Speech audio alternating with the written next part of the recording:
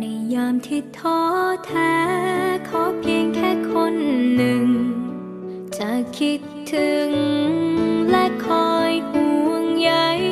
ในยามที่ชีวิตมันมองร้องไห้ขอเพียงมีใครปลอบใจสักคนในวันที่โลกร้างความหวังให้